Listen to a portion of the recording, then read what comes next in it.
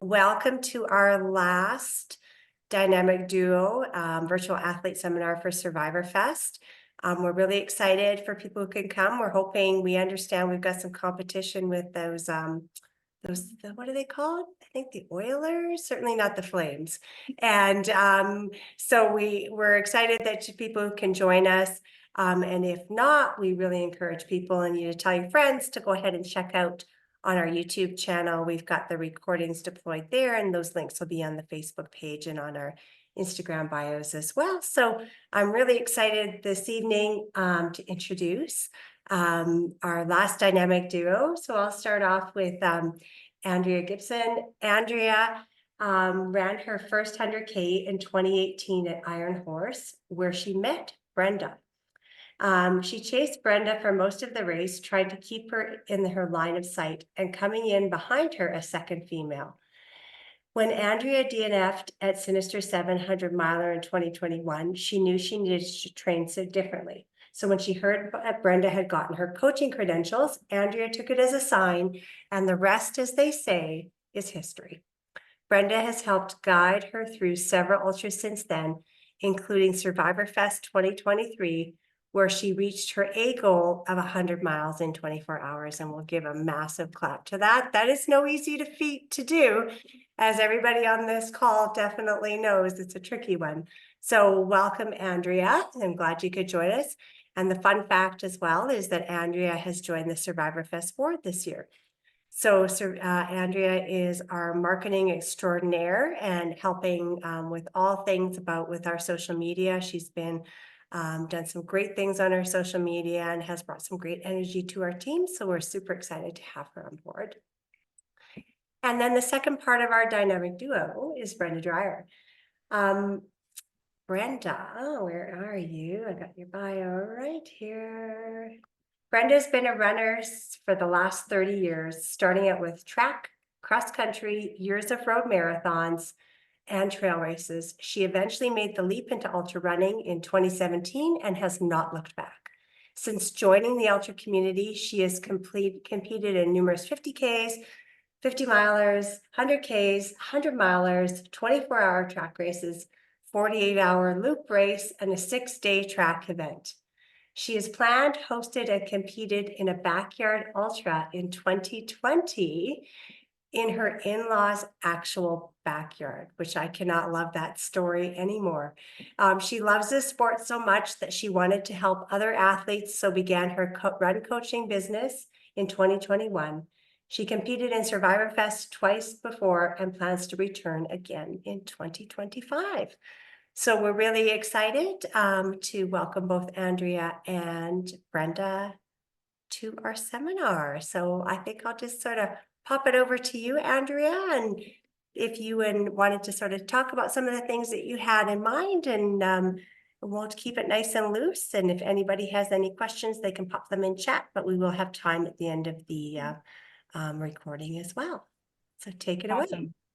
Thanks so much, Erica.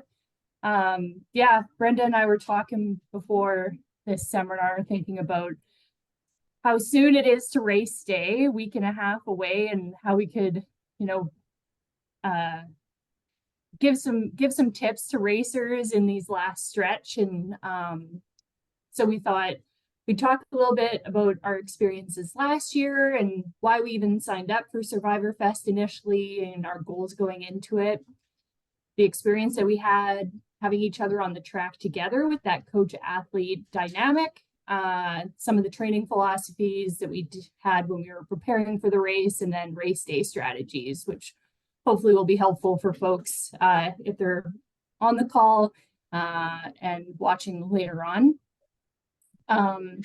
Yeah, so for myself, the reason that I wanted to sign up for Survivorfest was having seen Brenda had done it the year prior. It definitely piqued my interest in being one of her athletes and watching her go through that race. So for me, it was definitely a different reason of wanting to go into it. I usually have a lot of challenges in races with like gut issues, and you're on the trail and having problems and the stress of having to deal with that. So I thought, oh, this would be such a good way to like have the comforts of an aid station always there, a bathroom always there, and just like my crew there all the time. So I thought just being able to kind of manage if those scenarios pop up and then be able to navigate through them without having to worry about DNFing. So yeah, it was really appealing. I didn't think a ton about like what race distance I want, or the distance that I wanted to get at the end. And it wasn't until Brenda told me, like, no, you need to have some goals of distances to keep you focused and like give you something to plan from. So yeah, I went in just hoping like anything over 100 kilometers, I'd be super happy. And like a stretch goal would be to get 100 miles and that belt buckle. So yeah, I was really happy when things worked out the way that they did. But And just for the record, I think I told Andrea when she first said 100K, I'm like, why are you sandbagging this race right now? Like the 100K, you've got that in the bag. And I did not think 100 miles was her stretch goal. I knew that that was in her wheelhouse. So I was so happy that she reached it. So sorry, I'll try not to interrupt. No, that's more what this should be is back and forth. I just start rambling. But that's why it's great to have a coach, because they can believe in you more than what you believe in yourself, and like just being that cheerleader. So Brenda is wonderful for that. Oh, thanks. Yeah. How about you, Brenda? Well, I guess first off, thanks, Erica and Laura, for even having me part of Survivorfest for this year. And although I'm happy to have shifted my goals for something different this year, now that it's almost race day, I'm having a little bit of FOMO, like knowing that everyone's getting all pumped up and ready to go, and I'm just going to be sitting at home. So at least I'm here on this call and being a part of such a fun event in a small way, at least.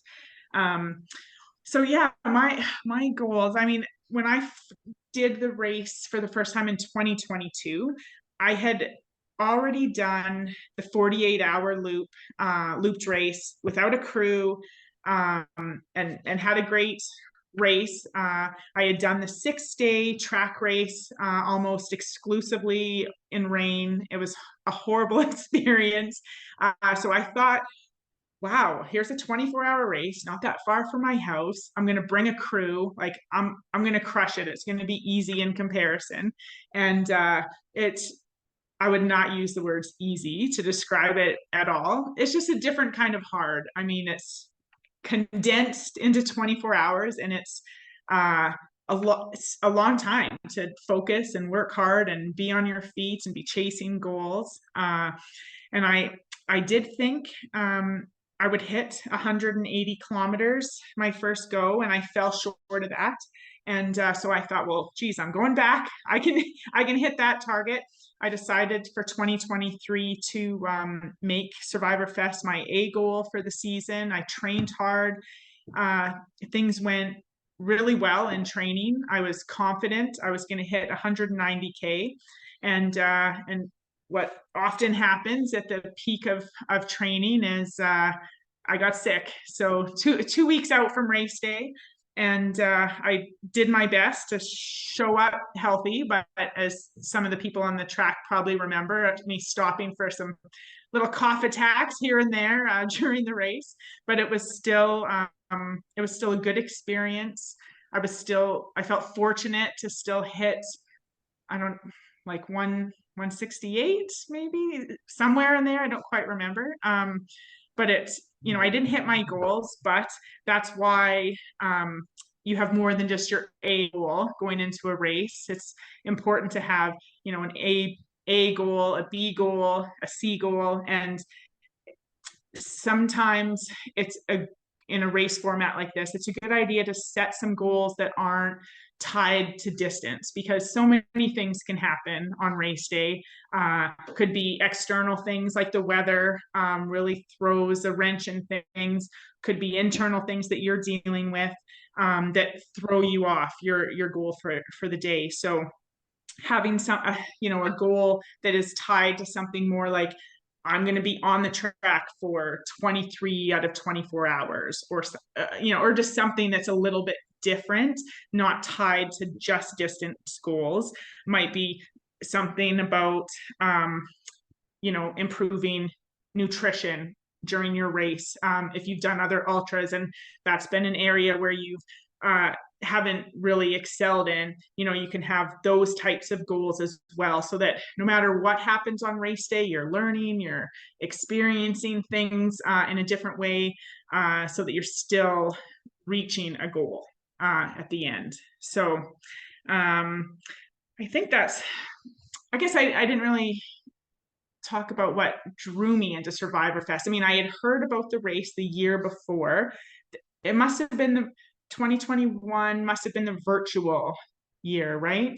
Yeah. So I had some, I think I'd seen it on social media, maybe Dave Yeah. Proctor. Yeah. So Dave was yeah. running it. And so once I heard about the race, it definitely looked like a good time, and it is a good time. It's a fun race to be at, and so I'll certainly be back in 2025. So still chasing that same goal. I'll eventually get there.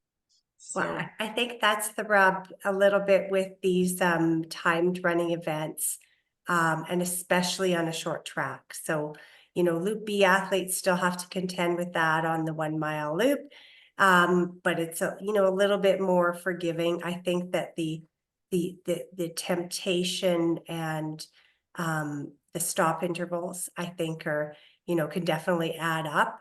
And you know, like you say, anything can happen. And you know, I loved that alternate goal idea of just even looking at, you know, limiting your stops so that your time moving is your ultimate goal, right? So I think that that's a super positive way to think of it. It's awesome. yeah, and I mean, it's easier to break up the race into manageable pieces, something that works for you. Like for me personally, a 25-kilometer run is like a normal, manageable run for me. So I looked at it as I was just there to do a bunch of 25K races. I run 25K, do a little stop, refresh some things, and then continue on to go do another 25K race. And I had my pace targets based on that 25K as well. And so I think, you know, people just have to use their own running experience to like tackle it that way. How are you going to break up the race into chunks? Because if you're just viewing it as a 24-hour race and you're counting down like, okay, 22 hours left to go, I mean, it's daunting to just look at it that way. So I think you can have a lot more success by just focusing on where you're at right now in this chunk that you've set out for yourself. So I think we also wanted to touch on how it was to run this race together. I mean, I had been at the same race as one of my athletes before, but it's quite different when it's like a trail ultra or mountain ultra or whatever, and you start the race and you very likely won't see each other again till the end of the race. And this time it was significantly different. You know, we're obviously seeing each other the entire day. And so I don't know, maybe you want to talk a little bit about our lead up, I guess, to the race. Yeah, because I actually like chatted with Brenda before I signed up just to make sure it was okay to sign up for the race if she was going to be in it, because I knew it was going to be her A race for the year, and I did not want to hinder that in any way. I thought it would be a hoot for it to work out, but I didn't want to have any pressure on her like that. So we talked it through, and she was excited about it, but we talked about like, we're coach athlete right up until the race, and once like we start, we're together, we're racers, we're that relationship kind of sits at the start line. I think it was a little bit easier said than done, but yeah, that was kind of our goal going into it, and I think it was good for us to have that conversation just so we could kind of set that tone and didn't have any expectations from each other during the race. But yeah, I think it was very naive of me to think that I could just like show up on race day and be like, okay, now it's just Andrea, like my running buddy, not my athlete. It did not go that way. I mean, I obviously cared how she was doing the entire time and was wanting to check in with her sister and checking in on her throughout the race. And it actually worked to my benefit to have Andrea there, because I had a very bad race mentally as that happens. I went in so focused on the A goal and stayed there. Like, and when things went sideways and I knew I wasn't gonna put the race down that I wanted, I got kind of miserable, and I was a bit of a pissy pants, and I honestly wanted to just quit, because I was like, well, what's the point? Like, why do I want to do this race? And my crew was very good at keeping me there, but I knew that I had no choice. I had to keep running because I had Andrea there. You know, you care about the coach athlete relationship and how your athlete views you. And I felt like responsible to, pretend I was doing okay and pretend that I wasn't like falling apart. And so we had, laughed about it after, how I'd still like check on her, but meanwhile I'm like having the worst day ever. And I thought I was hiding it from her, but she knew I was not having a good day. Yeah. Yeah. It was an interesting experience, but it doesn't, the nice thing about having your athlete run the same race as you, it's like you have double chances of running a good race, because I didn't run the race I want, but Andrea hit her A goal. And so I told her I'm taking some of the credit so that I also had a good race. Yeah. And it was also like having Brenda there. Yeah, she was not a good actress. It was apparent that it wasn't the race she wanted it to be, but it was also so inspiring because she kept going, and like her crew was great at keeping her on that track. And it just, for me as an athlete, seeing that side of your coach, it's like, yeah, she's still moving. It's not what she wants, but she's still going and gonna finish that 24 hours. So it was very cool. And it was comfortable for me to have a coach there, or someone that I knew, because I don't know a ton of people. I didn't know anyone other than Brenda on the track, really. So just having someone there, and every time she'd pass me, like, a good job, way to go. And yeah, so it was really nice. And I'm very glad we got to have that experience together. So yeah, it was good. We guess we should talk about some of the things that we did for us each to prep for the race. I know everyone that might be listening to this has done all of their prep work at this point, a week and a half out, but I think it's always good just to hear different training methods from people, just to take with you. One of the things that we worked into training is power walking. I mean, you don't want to go into a race planning to walk, but the reality is that that's what happens at these 24-hour, 48-hour events. Is there's a lot of walking that starts to happen, whether it's part of your plan right from the get-go, whether you're doing 3K of running and a one lap of walking right off the bat, or whether you save your walking for later on. But walking will come, because I've ran at the same race as our national record holders, and even they walk in their race. And so it makes a significant difference on the amount of distance that you can cover if your body is prepared for that fast walk. You want to always be walking with purpose when you're doing these events, and holding up a really good pace, the best pace that you can walking. And it's just like running. You don't just do it and it magically happens for you.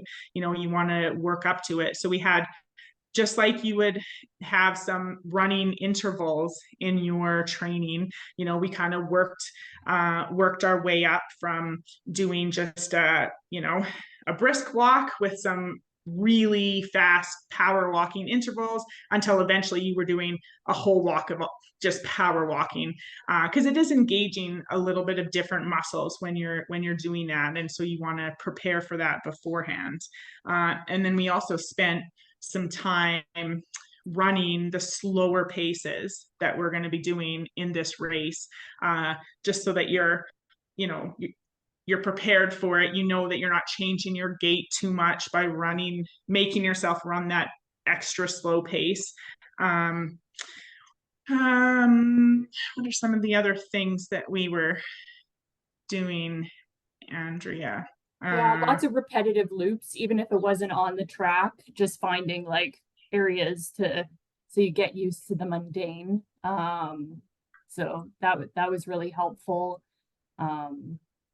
We obviously worked on nutrition a lot, just as you would for any ultra event, but people that are preparing, that are lucky enough to have a crew, this would be the point in time that you want to meet with your crew, let them know what your nutrition targets are, and hopefully you have nutrition targets so that your crew is kind of tracking what you're taking in, making sure you're getting enough calories in, because you don't want to find yourself in a big calorie deficit at some point in the race and trying to dig your way out of that. And so when you're running the race, it's like easy to think you're taking in enough, but really, if you have a crew keeping track for you, you can really stay on top of it. And one thing that I found that was so useful for me the last 2 Survivorfests, I had a crew both years, and they took really great notes. I gave them a notebook to just track, like, they would jot in there every couple hours, what the temperature was, what my mood was like. They had some funny comments to read after as well, but and what I was taking in for calories. And then they would, ask me questions throughout, like if I was dealing with anything, any issues, just so that we had that, story to look back on after, especially if you think you might want to do more of these events. It's just good to have that information to learn from, so that you can improve for next time, because you aren't going to remember all of those details in that 24 hours that you're out there. Or like, I always remember things differently. Like, I create my own story in my head and then get told different things from my crew. So the notebook is good for me to kind of learn from. I think my sister was incredibly surprised at how much support she had to give me during that race, because she's so used to the trails where she doesn't see me for 4 or 5 hours. But I was throwing things at her like every 400 meters, fill this, put ice in this, I need another gel, give me this on my way by, because I just wanted to be on that track as much as possible. So I had, similar to Brenda, like every 3 or 4 hours, I was going to do a bigger pit stop, but otherwise I'm back around in 400 meters. I'm just going to take advantage of that, and even if it's walking. So yeah, that was a so for her. She didn't sleep. Yeah, your sister was a great crew member. She did so awesome. Yeah. And Andrea would have been like an easier athlete to manage, because she was positive and happy and singing out loud the whole race. Like, every time I saw her, she was singing. It was so great to see. It's like harder to be miserable when you're like with someone like that that's having such a good day. One of the things that, if you have a crew, you want to list out some of those planned breaks, like whether it's, doing a sock and shoe change every 4 hours or whatever. You might kind of get lazy while you're out running on the track and choose to skip those things. So that's the nice thing of having a crew, is they can be on top of those things and not delay it. Because even though first timers that are coming from the trail might be thinking, well, geez, we're on a track, it's so much easier, we're not dealing with all the rocks and dirt and things in your shoe, but you are dealing with very sweaty feet, because the track is very hot and your feet sweat a lot. And it's a really good idea to plan a shoe change so you can put on dry socks, try a different shoe, so that you have a, more the cushion to be out on the track. And yeah, I'm trying to just think of my own list for my crew. Some of the, I guess, when you're taking the time to do your shoe change, if you have the goal of being on the track as much as possible, and I'm assuming most people have that goal, is to be out there as much as they can, you want to take advantage of that shoe change time. You're taking the time to get into the chair and do all that work. Well, then maybe that's when you want to plan some of your like bigger eating breaks, get in some real food at that point, instead of just eating on the go, because you're already in the chair having to do a little bit of work. And hydration is also a good thing to have your crew track, or if you're running in your corner, have it worked out. How are you going to keep track of, are you going to have a certain number of bottles laid out that you need to be done in the 6-hour period and then refill them? What's going to be your plan? I'd have all that worked out between now and race day. So, Andrea, can you think of anything else that we were doing specifically in training to prepare? Yeah, I mean, at this point, I think it was like lots of banking on sleep. We talked about that a lot, getting as much sleep as possible between now and race day. And that's, I feel like, a great goal. Love sleep. More reasons to sleep more. Count me in. Yeah, and just little things around like pacing strategies. I think in Krista and Paul's, Krista talked about like running the straights, walking the curves, that type of thing, like having a plan. Because I think when Brenda and I talked at one point before the race, I'm like, yeah, I got these things like in my back pocket. Like, I'll just use them if I need them. And again, she's like, no, Andrea, you need to like plan on when you're going to implement these strategies. And like, otherwise you might get to the point where you're in a bad spot. So I thought a bit more about that, and put a bit of a race plan together for myself and when I wanted to start implementing certain things. But just to touch on, like when Brenda was talking about the walking, it was such a help in the race. Like I found I got going with Adam French at one point, and him and I were just walking stride and stride, and it was almost the same pace as when I was attempting to run. So, and like it just helps to pass the time. Like when you can take those times to get talking to people. There's so many amazing people at this race that you can get to know over the 24 hours. And I think that wasn't something I thought about going into this. I was intimidated. I didn't know if I felt like I belonged on the Loop A, and it was just the best time. I think I have made it into like this wonderful race. I know there were lows that I had to get through, but it was just such a good time. So it's easy to like block those lows, like they didn't exist, right? You just want to take away the positive experience.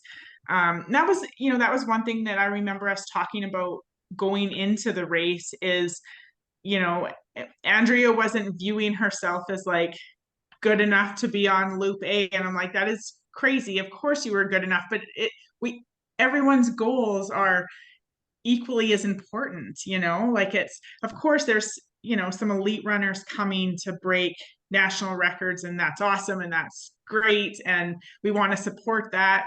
But there's also people that are, maybe it's their first race and they're just looking for 100K, their first 24-hour race. And that's just as important. We're all there with our own individual goals.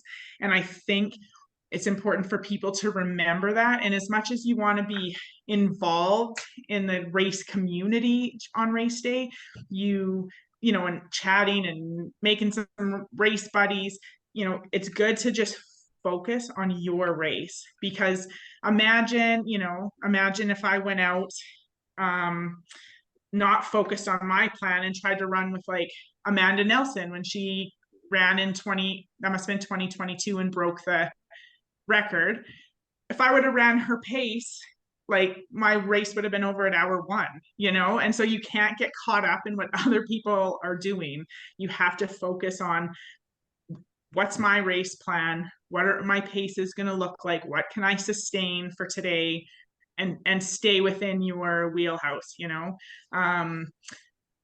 It's I did witness someone trying to run someone else's pace, and they did blow up and they didn't have a great day, and it was it's unfortunate when that happens, so especially if there's like newbies coming into this, it's like just focus on your race, and then let people lap you if they're that much better than you, and then you chat with them as they're lapping you, and leave it at that. You're going to eventually get into a groove, have some good conversation. There's so many friendly people that are regulars at this race that just like keep the positive atmosphere going, and they seem to like latch on to people that are having that low, and they help bring them out of it. So it's when you're trying to prepare for these types of races going into it, you want to like have a few things ready to pull out. What is your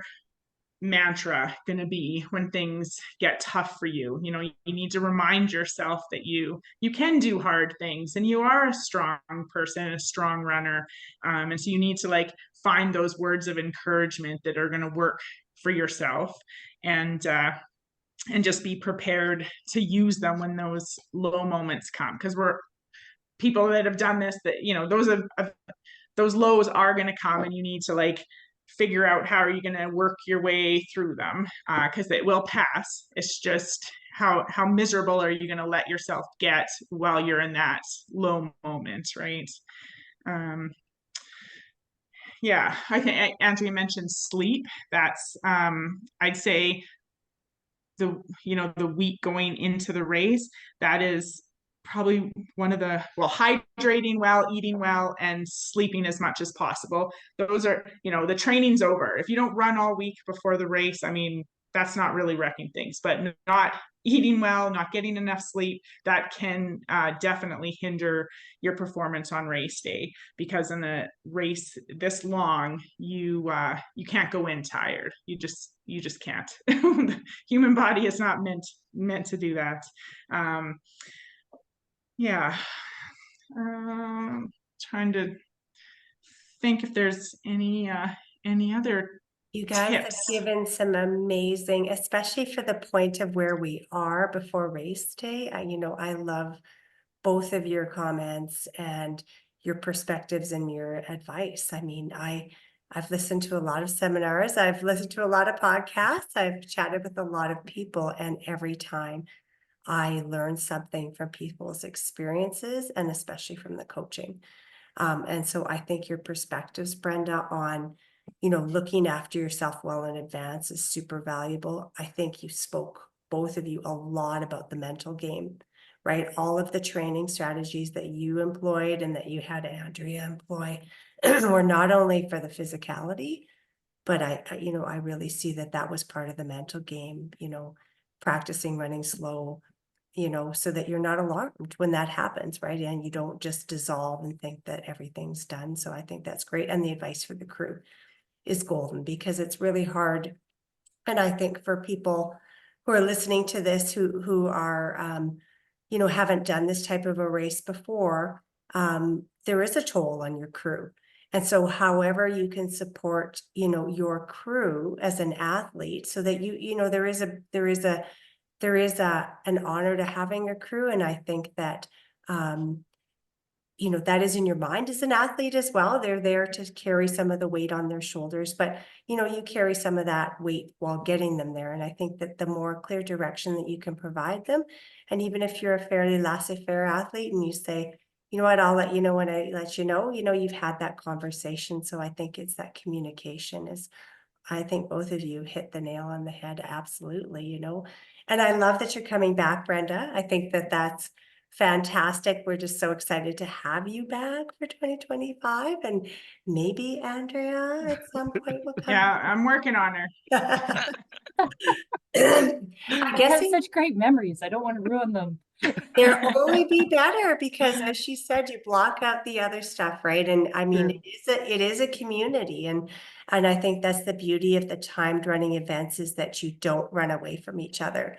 You know, at some point you're going to see one another, or you'll see a new friend, and so the strength of that community, even if you don't interact with that community that much on race day because you're focused on your goal, that strength of that community and those shared experiences that you don't just imagine, but you've seen and you witness or you observe during your 24 hours is part of the allure of timed running events, right? You know, and Brenda, you know, you from experiences that that is part of the allure. There is a certain people who just they love it for whatever reason. And for part of Andrea's, you know, brilliant social medias on why timed running events, because you never DNF, right? Everybody's a competitor and everybody is there to chase their goals, which is what we really try to do for Survivorfest. So is to support those athletes on the track. So I guess any last thoughts in closing before we open it up for questions? I'd say have fun, enjoy it, soak it all in. Yeah, sing a bit. Tim and Bernadette talked about it too, so I feel extra validated in the singing during a race. I didn't know that you were such a singer, Andrea. Well, She did a lot of it. It was awesome. I just want to wish everyone the best of luck. Do a couple laps for me because I feel like I'm missing out now. Aw, that is so sweet. Like I can't even believe that you said that you were honored that we asked you to come and talk because you know what, Brenda? Okay, so I've told you this before.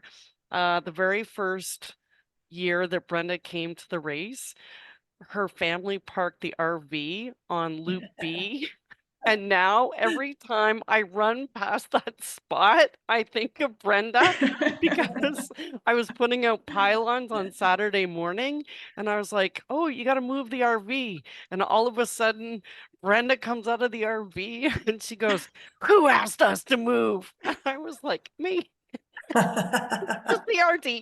Just the RT. I thought we were like parking at the exact spot we were supposed to park in, but no, I was parking exactly where we were not supposed to be. Clearly, I don't follow instructions very well. But I don't think there was any instructions. I think, anyways, it was just a really funny moment. And so now every time I run past that spot, I giggle a bit because I think of it. I can't help it. And I think I feel silly because I'm like, God, you giggle at the spot every single time. But anyways, so yeah, Great. no, you know, any of the athletes that come to Survivorfest, like we love having them back because yeah, we spend 24 hours like hoping and trying to get you guys to get to your goals, right? And the other thing too is just seeing the relationships that happen on the track. Like when I was in high school, elementary school, I played a lot of team sports and I never saw running as a team sport, but